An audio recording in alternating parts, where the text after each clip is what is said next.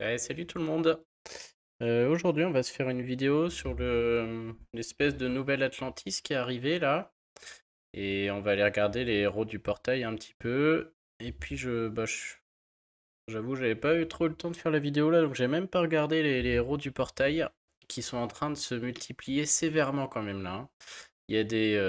On voit les sorties des héros du futur.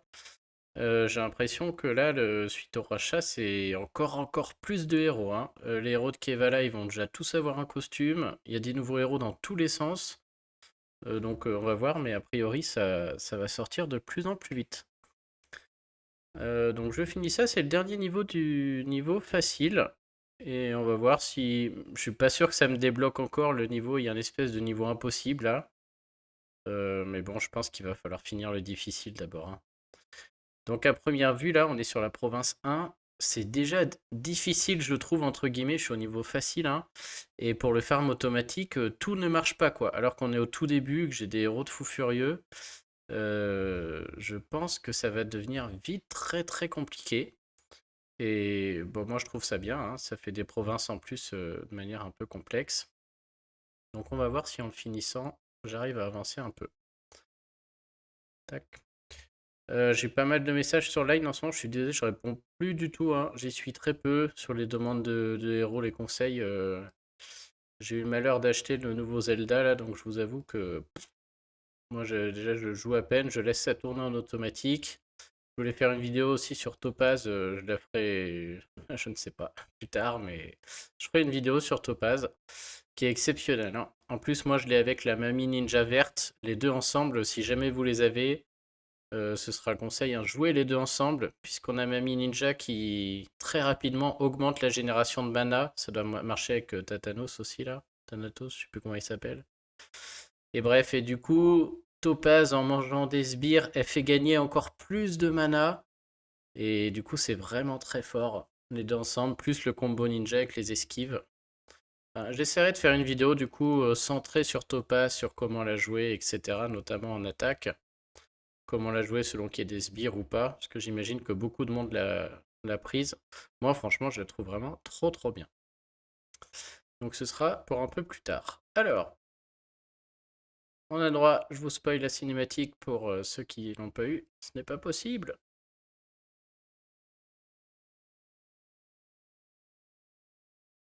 Oh là là, soutenu par une puissance sombre.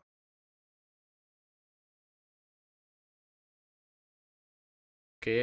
Alors, est-ce que je débloque l'accès? Donc le chapitre de nom.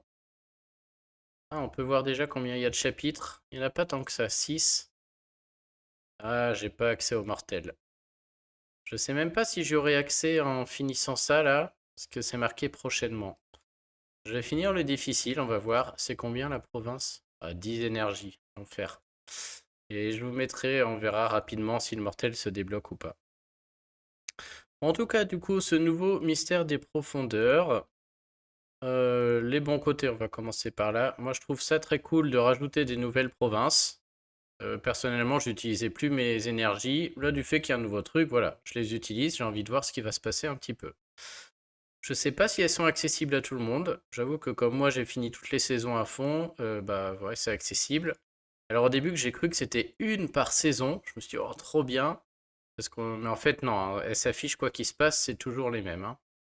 Donc ça, bon, faut pas demander. Il y a quand même beaucoup de choses. Le visuel est un peu cheap, hein. C'est un peu moche là, ils sont pas trop fait chier.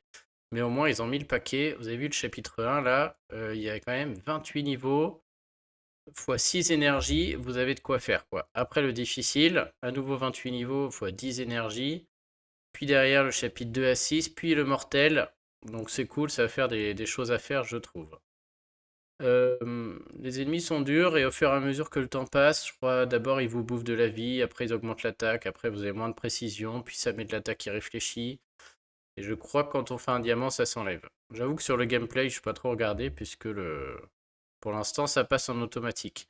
Mais voilà, je connais mon équipe de farm automatique et pour que ce soit aussi poussif dès le premier niveau là, c'est que c'est fort, hein. Donc je pense que ça va peut-être donner du fil à retordre sur certains decks. Le bon côté surtout, c'est que ça fait des pièces gratos. Alors, faut aller les chercher, hein. C'est 3 à chaque fois. Mais bon, c'était comme ça avant. Et bah, moi, je signe, hein. Des invocations cadeaux pour les free-to-play, c'est tout le temps bien. Et en difficile, c'est combien? Ah, on ne voit pas. Attends, je vais devoir faire une étape pour qu'on voit. Vas-y, j'ai du temps à perdre. Tant pis, vous aussi. Vous allez perdre le temps avec moi sur la vidéo, mais j'ai bien envie de savoir. Donc c'est toujours des pièces gratos. Ça va, il n'y a que 3 niveaux. Allez, j'utilise des objets pour accélérer un peu. Pièces gratos, moi je trouve c'est toujours moins à prendre. Après, bon, ils auraient pu nous donner une petite invoque cadeau, quoi. Histoire qu'on puisse tous aller sur le portail sans faire une, mais bon. Non, donc ça c'est chouette, hein. Moi je suis content qu'il y ait un truc en plus. Puis c'est un truc qui est permanent surtout. Et le portail, j'ai pas regardé, il a l'air assez bizarroïde. Je crois que si j'ai compris, ils ont mis des héros de l'Atlantis, mais pas tous. Je me demande si c'est pas que ceux qui ont le costume, on va regarder. Plus des nouveaux héros spéciaux sur cet événement, c'est-à-dire qu'on aura l'Atlantis avec des vieux héros de l'Atlantis et des nouveaux, puis ça, je sais, j'ai pas l'impression que ça remplace, hein, j'ai l'impression que les deux vont cohabiter. Et bah, rendant le portail de l'Atlantis tout à fait inutile. Bon, celui-là se fait très bien, difficile. C'est peut-être sur le début, j'ai eu un ressenti comme ça là, mais là il est passé très vite.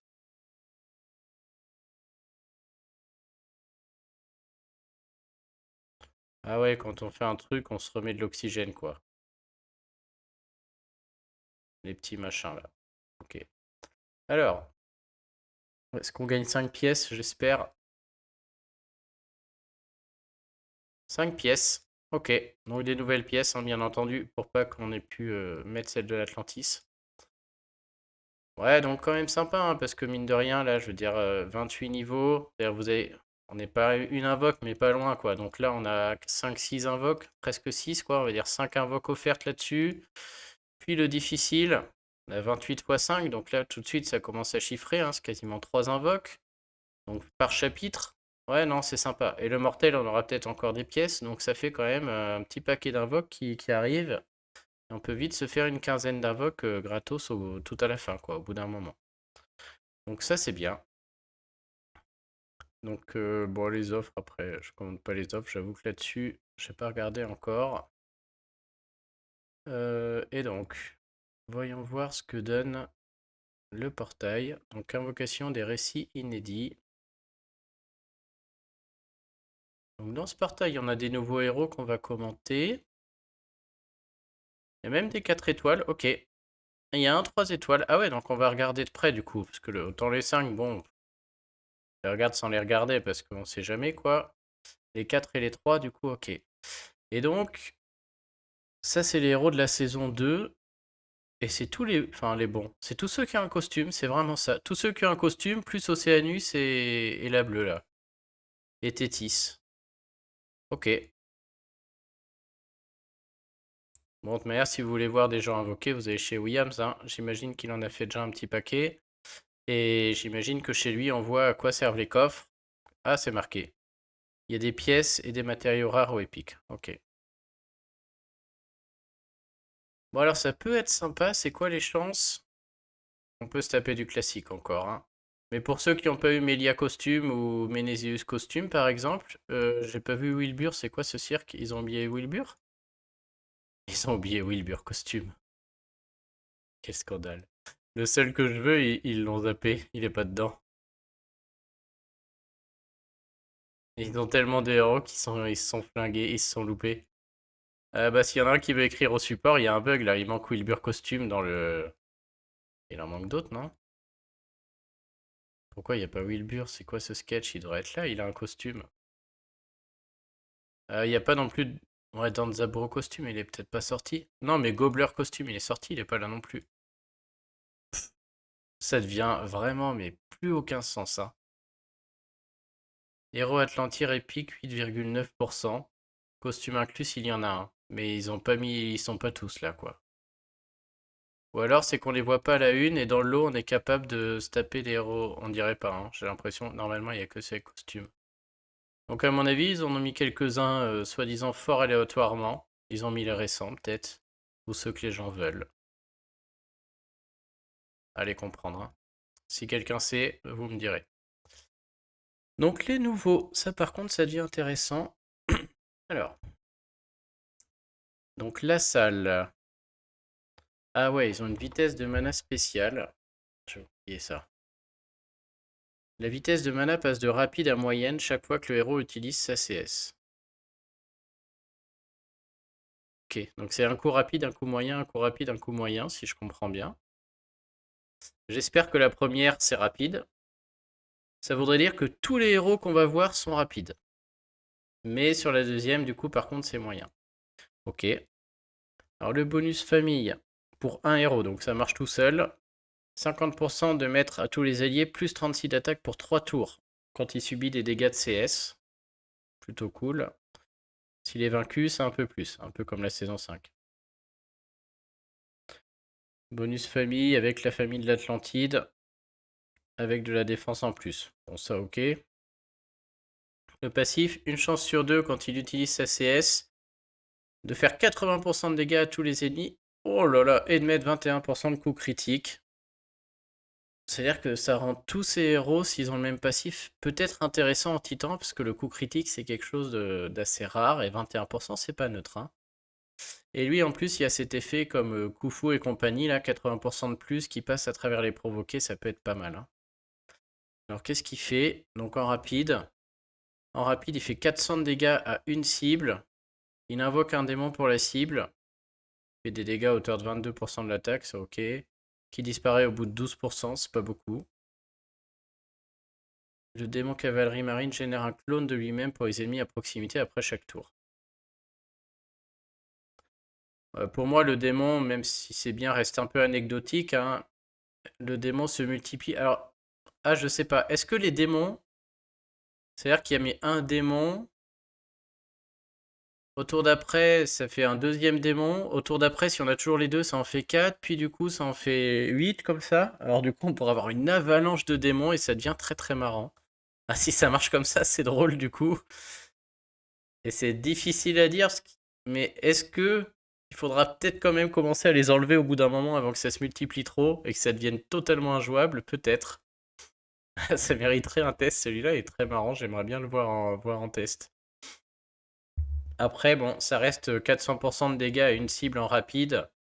Éventuellement, avec 80% de plus à tout le monde, une chance sur deux, et là, du coup, c'est quand même assez fort. Mais s'il n'y a pas le 80%, bon, oh, ça reste un très bon héros, hein. Les stats sont incroyables. Attends, 898, j'avais pas vu de puissance. Ça fait combien à la fin? 1178? Ah, je m'en rends pas compte. Bon, 1300 d'attaque. Ouais, c'est bon, je me rends compte. Je me rends compte que c'est n'importe quoi là. Ok, il a du coup des stats de fou. Et la deuxième CS, du coup, n'est pas la même, mais elle est moyenne. Ah, c'est la même chose, sauf qu'il fait 450, quoi. Ok, c'est très difficile d'estimer si ça va être bon ou pas. C'est un bon héros de par les stats déjà, hein, ça c'est sûr. De par l'aspect critique qui est très sympa aussi.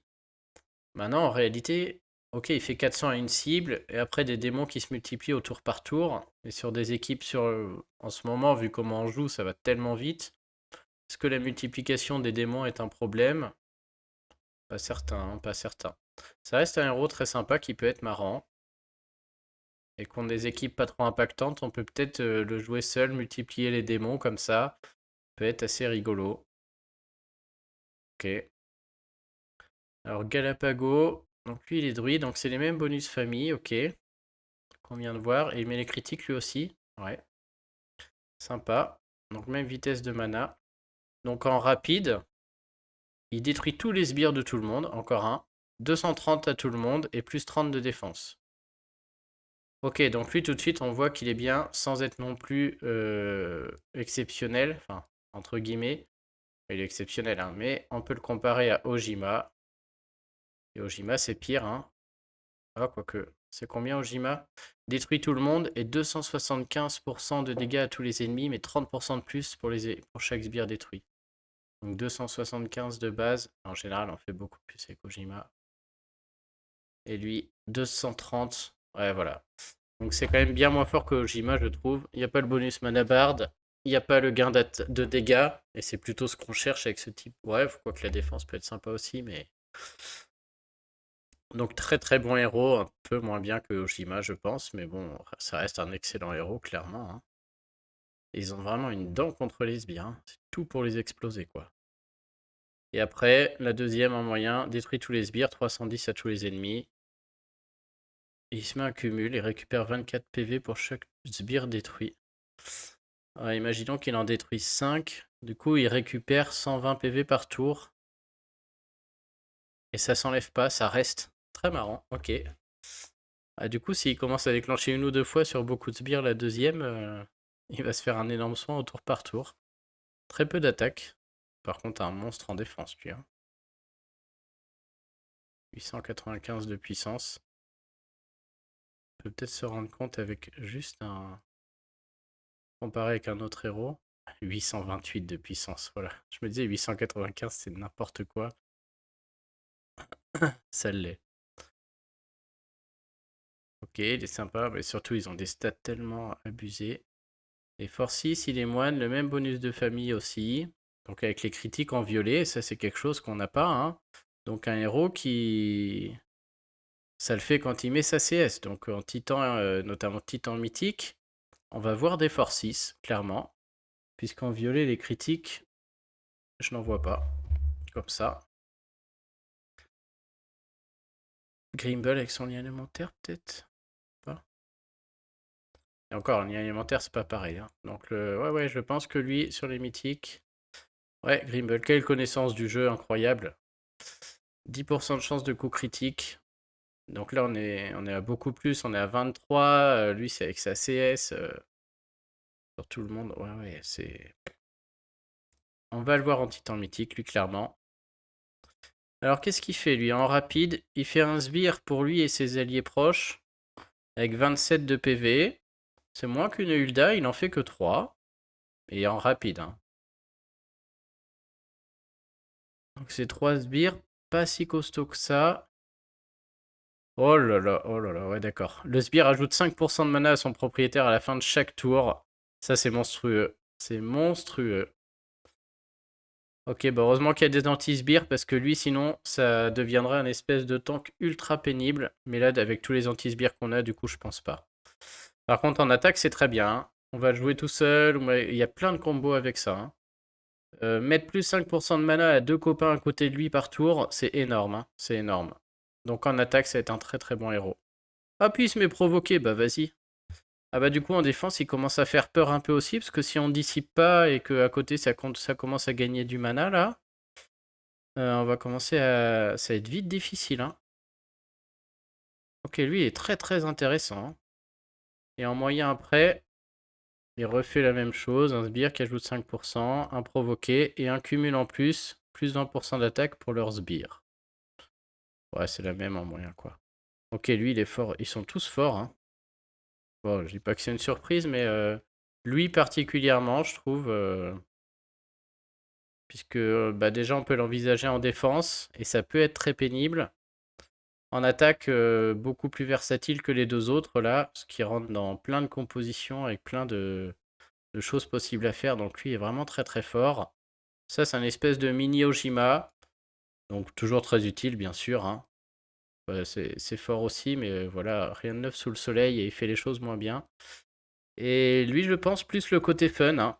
À mon avis, sûrement le moins efficace entre guillemets des trois. Ça reste très fort, hein. Mais voir ces démons se multiplier, si on est sur un 1, 2, 4, 8, 16, etc., bah, en 3 tours, tout le monde a 3 démons. Et ça peut être drôle, quoi. Ça peut être drôle. Et après, même un soin, ça enlève pas 3 démons. S'il en reste 5 et que les 5 se multiplient, bah boum, il y en a 10 autres qui arrivent et c'est fini, quoi. On ne gagne plus, on n'enlève plus les démons, on se fait grignoter. Donc très drôle. J'avoue que lui, j'aimerais bien le voir en action. Bon, on va regarder. Ah non, mais il y en a d'autres. Oh là là. Putain, il y en a combien? Alors elle, Ephira, ecclésiastique, c'est les mêmes passifs. En rapide, elle fait un sbire méduse pour chaque allié, donc elle fait aussi des sbires. Un sbire extrêmement résistant, là, 32% de PV, c'est beaucoup. Et elle met un cumul, tous les alliés reçoivent plus 5 de PV hérité pour les nouveaux sbires qu'ils invoquent. Alors ça, je suis pas certain de l'utilité de cette chose-là, hein. Même un sbire de Hulda qui a 1000 PV, plus 5%, ça aurait fait 1050 PV le sbire. Ça me paraît vraiment pas super, cette histoire-là, hein. Donc en gros, elle fait juste des sbires énormes. C'est un coup à se faire défoncer la tête avec tous les anti-sbires. Là, soit quelque chose m'échappe, soit je suis beau. Ouais. Plus 5% de PV hérité pour les nouveaux sbires qu'ils invoquent. C'est vraiment que pour les sbires. Ça me paraît pas... Ça sert à rien, quoi. Et la deuxième, remplace les démons sur tous les alliés par des sbires méduses. Ouais, donc elle fait encore plus de sbires. Puis elle en invoque un. Et le même cumul. Je suis pas fan, hein. En défense, ça sert clairement à rien. Elle fait des tonnes de sbires. Alors ils sont certes très très résistants. Et avec un provoqué à côté, peut-être qu'on peut embêter l'adversaire. Mais c'est pas du tout comme une Hulda. Parce que Hulda, outre le sbire, qui vient nous rendre vulnérables à plein d'anti-sbires, Hulda, le sbire donne la génération de mana, ce qui fait déclencher les copains très vite. C'est ça qui la rend dangereuse. Et c'est pour ça que sur certaines défenses, elle passe. Là, elle fait des pâtés pour tout le monde, mais à moins que l'adversaire n'ait pas d'anti-sbire, ça sert à rien, quoi, hein. Et ce cumul, même si on arrive à 15-20, bah, qu'est-ce que vous voulez, les sbires auront 20%, mais il manque quelque chose, là, hein. Les sbires ne font rien et c'est problématique, entre guillemets. Et je pense qu'elle, du coup, elle est pas... C'est pas qu'elle est pas bien, mais elle sera bien en attaque, puisqu'on peut l'amener contre un anti-sbire et on gagne beaucoup de temps avec ses grosses sbires. Et point barre, hein. Mais bon, elle sera bien sur des attaques passives, entre guillemets, comme ça, où on fait plein de sbires et on attend d'avoir sa couleur et c'est tout, quoi. Pas très... Ouais. Pas très... vraiment Ephira, la bof, bof, bof, hein. Et alors, Thalassa. Ah, pour les vieux comme moi, ça rappelle une belle émission. Thalassa, qu'est-ce que... Elle nous fait? Elle est ecclésiastique aussi, toujours les mêmes passifs. Donc on a des chances de critique dans toutes les couleurs maintenant, avec cette histoire. En rapide, elle booste la santé de tout le monde de 330, elle peut dépasser le max de PV, et la durée des effets négatifs est réinitialisée pour les ennemis. Donc encore une fois, c'est très bien, en rapide, de booster la PV de 330. Maintenant, comparé à une Hathor ou à la Mamie que je viens de choper, là, ouais, voilà, 370 en 4 tuiles, et elle est à 300 et quelques en beaucoup. Et donc c'est sûrement un bon héros pour beaucoup de decks, mais pour un héros récent sur un portail où on a 0 pièce où il faut acheter pour faire des invoques, avec aussi peu de chances de l'avoir, c'est pas ouf, hein. Vraiment pas ouf. Et la deuxième en moyen, la même chose. Ouais, donc craquage, hein, elle aussi, elle est en dessous du lot, hein. Des très bonnes stats, mais alors les deux là, ils se sont ratés par rapport aux trois autres qui sont bien au-dessus, et lui, c'est peut-être un peu too much, quoi. Voilà pour mon avis sur les 5. Bon, les 4, puisque ceux-là, je vais les regarder de près, on peut les avoir. Sharkai. Alors, on peut les avoir. Si on veut, hein. Héros des récits inédits, 5,7%. Ah ouais, les autres, c'est 1%. Ouais, 5,7%. Ok, admettons. Donc, ceux-là. Est-ce que... Bon, ma décision va se prendre là-dessus. Est-ce qu'ils valent le coup, quoi? Donc, Sharkai. Alors, qu'est-ce qu'il a, lui? Quand il se fait taper par une CS, il a une chance sur 2 de mettre moins 10% de génération de mana à l'ennemi qu'il a tapé. Assez inutile. C'est bien, mais c'est que à l'ennemi qu'il a tapé, donc bon. Ça a le mérite d'exister, mais c'est pas... Ça change pas la partie non plus, quoi. Même chose pour le bonus. Et alors, la petite étoile de mer.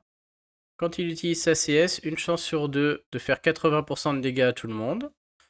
Donc ça c'est bien, même si c'est beaucoup moins fort sur les héros 4 étoiles, parce que la stat d'attaque est beaucoup plus faible, et du coup ces 80% n'ont rien à voir avec ceux des 5 étoiles. Waouh! Et lui il reçoit 19% de génération de mana pour 2 tours. 19 c'est beaucoup. 2 tours c'est pas beaucoup par contre. C'est-à-dire il faudra peut-être ne pas envoyer sa CS tout de suite, mais attendre un peu qu'il y ait d'autres violets, pour du coup envoyer sa CS, et s'il a sa génération de mana, on est tout de suite capable de refaire des violets. Et peut-être qu'on peut trouver bah, la rapide qui devient très rapide et la moyenne qui devient rapide. Donc ça, c'est intéressant, hein. 19, c'est vraiment beaucoup. Quand il est en mode rapide, pour passer en site huile, il faut 34%. 34, moins les 19, on est à 15. Ouais, donc il passe en très rapide. Mais bon, il faut le trouver en 2 tours, quoi. Et sur la moyenne, il peut passer en peut-être 47, mais il peut passer en 8, quoi. Donc ouais, du coup, ça marche. Il va bien falloir timer tout ça. Alors, qu'est-ce qu'il fait? Tous les alliés ont plus 80% d'attaque normale pendant 5 tours, qui augmente de plus 20% à chaque tour. Donc ça, c'est le bras, comme Tarlac, comme Sergei notamment, pour les titans. Sauf que lui, il fait ça en rapide, donc ça peut être très fort, en raid aussi des fois. Et on peut aller jusqu'à un maximum de 160. Avec le coup critique à 20%. Ah, ils font chier, c'est un nouveau héros titan incontournable en violet, puisqu'il fait et le bras et les critiques. Et du coup, c'est vrai que Sergei à côté est beaucoup moins utile, notamment ceux qui ont gardien panthère ou une baisse de défense élémentaire. Et plutôt que de mettre Sergei, on va mettre lui pour avoir les critiques en plus et la baisse de défense élémentaire à un autre héros. Et ça fait chier parce que du coup, il me donne envie, celui-là, notamment pour le mythique, il va être très utile. Il va être très utile. Donc Sharkey, très bon héros, qui va être incontournable en titan mythique jaune, clairement. Avec sa stat d'attaque dégueulasse par contre, hein. Mais je pense que les critiques compensent, hein. Les critiques, surtout les héros violets, vont compenser. Il faut une place pour Franz, mais ouais, je pense que ça va là compenser. Et la deuxième, exactement la même, mais avec plus de critiques. Ouais, donc vraiment 35 de critiques. Bon bah, très très bon héros titan. En raid, compliqué je trouve en raid, hein, d'aller... Du coup, l'histoire du mana, là, de timer tout ça, pour lui, pas trop, hein, parce qu'en raid, ça peut jouer, hein, mais... Voilà, en violet, on a les 6 tuiles, même s'il est rapide, etc. Si vous avez que lui, effectivement, il va pouvoir rentrer. Mais pour ceux qui commencent à avoir tous les 4 étoiles, il sera là que pour le titan mythique, hein. Du coup, c'est dommage, il n'a pas la stat d'attaque dans le bon sens. La classe paladin, on s'en fout un peu. Mais bon, ouais, c'est original, pas mal. Il y en avait un autre, du coup.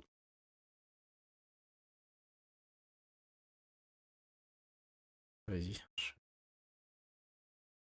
je vais craquer, je vais même pas réussir à finir la vidéo, là. Il est où? Mulgog. Donc il est voyou, il a les mêmes 2 bonus que le requin, là, du coup. Donc encore une fois, le passif avec la génération de mana. S'il fait quelque chose d'utile en raid, on s'y penchera plus. Donc en rapide, il fait 230 à la cible et aux ennemis proches et réduit de 10% le mana de la cible et des ennemis à proximité. On va tout de suite comparer à Cahier de mon costume, qui est aussi rapide, qui tape sur 3, mais à 275 lui. Donc il tape un peu moins fort que Cahier de mon costume. Par contre, attention, ça baisse le mana de 10%. Donc déjà, très très bon héros sur les tournois raid. 4 étoiles. Très bon combo avec Almur, avec Cahier de mon costume. Incroyable. Très pénible en défense, hein. PC comme ça, le mana sur 3 en rapide.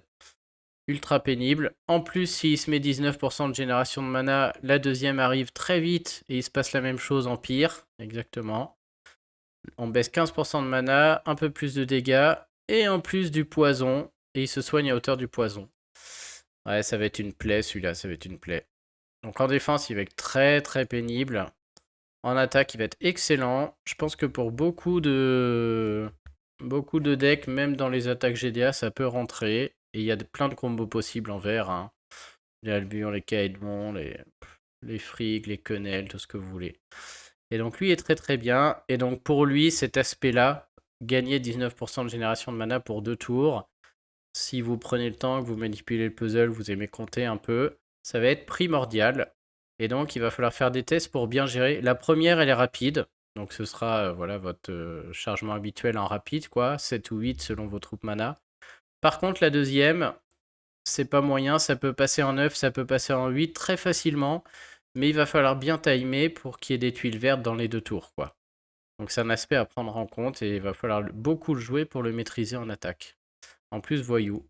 Donc lui, ouais, très bon héros d'attaque et en défense aussi sur les tournois. Donc les deux 4 étoiles là sont sympas. Ça donne envie de les avoir, hein, clairement. Ces deux-là sont très cool. Et notre ami Bagreg, il est ranger. Il a aussi 19%, ok. Alors attention, parce que des rouges rapides en 3 étoiles, on n'en a pas des masses. Qu'est-ce qu'il fait? Et il fait 180 sur 3. Un rapide qui tape 3 cibles en rouge en 3 étoiles. Là, j'ai aussi envie d'invoquer. Et il fait une baisse de défense contre le feu. Donc ça, c'est possible. Très bon en titan si vous n'avez pas de baisse de défense contre le feu. Ça, c'est sympa de leur part, là. Et la deuxième, qui peut passer en rapide si on time bien et qu'on a le bol d'avoir le truc, là. 200 sur 3. Et moins 54 de défense contre le feu. Donc ceux qui n'ont pas des faucons, des Marjana costumes, des coups fous, là, et bah là, ça fait un très très bon héros titan accessible. Donc ça, pour les free-to-play ou cheap-to-play, voilà. Typiquement le genre de choses, je trouve, qui est très bien. Puisque avec les pièces que vous avez gratos, et bah les chances de l'avoir, celui-là, c'est quoi? Il n'y a que lui pour l'instant. Donc c'est 7,9%. D'ailleurs, voilà, vous faites 10 invoques, il y a quand même une bonne chance qu'ils tombent, quoi. Hein. Et 10 invoques, vous allez les avoir au fur et à mesure des saisons. Alors il y aura d'autres 3 étoiles après, ils seront peut-être mélangés. Mais là, si vous le voulez absolument, c'est peut-être le moment d'essayer d'avancer dans la quête et de faire une ou deux invoques gratos. Ouais, bon, bah sans surprise, ils sont quand même très bien. Les 4 étoiles et les 3 étoiles m'ont l'air vraiment bien. Bien au-dessus du lot, là. Bah lui, exceptionnel, mais cœur mythique. Lui, très fort, hein. Va être très utile. Après, si on a déjà un ou deux qui a de mon costume, bon, un peu du bonus, quoi. Mais ça remplace peut-être un Elmure. Enfin, ouais, ouais. Il a l'air très très bien, même si en vert, on a déjà beaucoup de choses utiles, quoi. Alors le petit 3 étoiles, par contre, lui, c'est la cerise, hein, parce qu'en rouge, on n'a vraiment rien. Et quand on veut partir en rouge, là, c'est compliqué sur ces tournois-là, et avec lui, ça change la donne. Hein. Limite, lui qui me fait le plus envie, qui donnerait peut-être envie de faire quelques invoques. Et les 5, bien sûr, exceptionnels, mais si vous chopez Thalassa ou Ephira, c'est un peu tristoun par rapport au reste, quoi. Hein. Et j'ai dit qu'il y a des critiques dans chaque couleur, mais non, il y a 2 fois du jeu. Ah non, il est rouge, ouais, c'est dans chaque couleur. Ok. Bon, voilà, il y a des nouveaux héros comme d'hab. La puissance augmente vite, là, je trouve. Hein. Peut-être je me trompe, mais on va regarder. 898, là, me choque. Est-ce que c'est moi qui délire? 862, elle a combien? Ouais, non, c'est choquant. On est à 871 sur un héros tout récent, là, mais récent. On a 20 de plus. Donc c'est énorme, là, c'est énorme. Il faut arrêter, hein. C'est ça qui fait la course au truc et qui rend obsolète tous les autres héros. Donc ça continue dans ce biais-là de plus en plus vite. Hein. Et sur les 4 étoiles, on est à 688.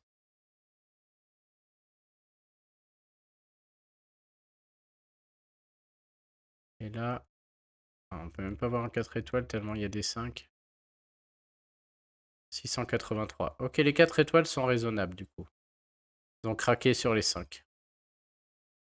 Bon bah voilà, sur cette chose-là. Mais bon, en tout cas, voilà, moi je suis toujours preneur des choses pour les free-to-play.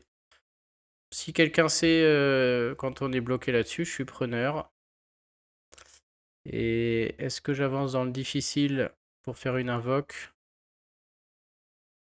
Je ne pense pas. Parce que Zelda m'attend, les amis. Et il m'en manque. Ouais, il m'en manque 3. Et non, ce sera pour la prochaine fois. Donc voilà. Et pendant que j'y suis, j'avais eu 2-3 questions. Je suis désolé pour les héros. J'ai pas trop le temps de regarder les héros. Là, j'ai des questions sur les héros de la dernière tour magie et autres. Je les connais pas bien, la jaune, etc. Je sais plus qui c'est. J'ai oublié pour les dédicaces, peut-être Lapinou, etc. Mais je ne sais pas. Je répondrai peut-être plus tard quand j'aurai le temps. Le tournoi, eh ben, ma défense ne suit pas. Merci à ceux qui m'ont vu effectivement dans le classement. Je ne suis pas loin le matin là. On va féliciter. Ah oui, c'est ça que je voulais faire. On va féliciter Max72 qui est premier, qui est au top là. Et du coup, on croise les doigts pour que ça tienne jusque demain. Ce serait exceptionnel là. Hein. Donc le premier là, j'imagine ses défenses A est sûrement sans faute. Donc espérons que ça tienne. Et me concernant, pour les plus curieux, du coup, je suis en défense B. Ah, j'ai eu 2 jours de défense B. Voilà. Et 1 jour de défense A. Et donc malheureusement ça ne suffit pas. Et j'ai une défaite mais où il restait un seul héros. Donc au niveau de l'attaque je suis très très bien. Mais la défense me plombe là. Donc c'est pour ça que le matin je peux encore arriver dans le top. Mais après ma défense ça fait trop. Donc demain on surveille. Et on croise les doigts pour Max. Ce serait très cool. Voilà voilà. Et puis la GDA, bah, il finit. J'essaierai de filmer une GDA, on m'en a beaucoup demandé. C'est dommage, j'ai pas filmé celle-là parce que j'ai fait un sans faute. Je crois que c'est la première fois depuis que je joue tout seul. C'est très très dur hein, de faire des. Enfin, je joue pas assez bien, mais c'est très très dur de faire des 6 OS en jouant tout le temps contre la même équipe. Et là, bah, vous voyez ce que je vous disais. Il m'a mis une Freya costume tank. Ça fait pas très peur, hein. Mais ça fait pas peur 2-3 fois. Et la 4-5-6. Ça a commencé, j'ai vraiment du bol sur les puzzles. Et heureusement, c'est passé. Et lui, encore une fois, pareil, hein, je vous disais toujours la même. Hein. Hulda, voilà, il m'a mis 4-5 OS. Mais sur le dernier, il fait 100. Donc pareil, c'est vraiment mon but dans ces GDA solo, c'est que sur les 2 dernières, l'adversaire se trouve, quoi. Et n'ait plus rien pour dissiper Krampus et que Hulda vienne le mettre en difficulté. Mais s'il continue à sortir des équipes anti-sbires comme ça, je suis pas sûr que ça dure. Hein. Bon allez, voilà pour ce soir. On fera peut-être une vidéo sur les invoques si j'en fais. Et puis dès que je peux, je vous fais une petite vidéo sur Topaz. Voir un peu est-ce que l'élan déclenche avec combien de sbires, etc. Mais pour celle-ci, je préfère prendre le temps et faire des bons tests, quoi. Je la dépasserai bien sûr, mais il manque les petites boules. Hein. Et puis voilà, qu'est-ce que je voulais dire ouais, pour le... Je sais pas s'il y en a qui ont utilisé, vous avez vu, on a eu 3 jetons pour réinitialiser les héros. Donc n'hésitez pas à utiliser vos éthers alpha si... Voilà, vous savez que maintenant, vous pouvez réinitialiser 3 héros, quoi. Et bah, moi, je me pose la question aussi, on peut aussi juste utiliser ces jetons de reset pour récupérer des petites boules qui nous manquent. Par exemple, dans mon cas, j'ai pris tous mes héros, là, 4 et 5 étoiles, et j'ai cherché ceux que j'ai jamais utilisés depuis les 3-4 derniers mois. On va prendre Vanda, par exemple. Et donc Vanda, et bah du coup je me dis est-ce que j'utiliserai pas un jeton reset sur elle pour aller récupérer les éthers rouges par exemple. Donc ça peut être une utilité. Et la question à 1000 €, je ne sais pas. Alors peut-être vous saurez me dire, qu'est-ce qui se passe si j'utilise les éthers sur Vanda, sachant que j'ai aussi break le costume? Est-ce que avec un jeton de réinitialisation j'ai tout, même les éthers du costume ou pas? Je pense que oui, parce que je vois pas comment ils feraient sinon. Ils peuvent pas laisser le break du costume alors que la version de base n'est plus breakée. Mais j'aimerais bien savoir. Donc si vous avez la réponse, je suis preneur. Et bon, voilà. Je pense que je vais reset Vanda si un jour je suis en manque de petites boules rouges là. Ça va se passer comme ça. Et pour le break, bah, je sais pas. Il me reste 10 Ether Alpha, donc si vous avez des idées, là j'hésite. Hein. Soit je break mon tank en GDA, à savoir Hulda.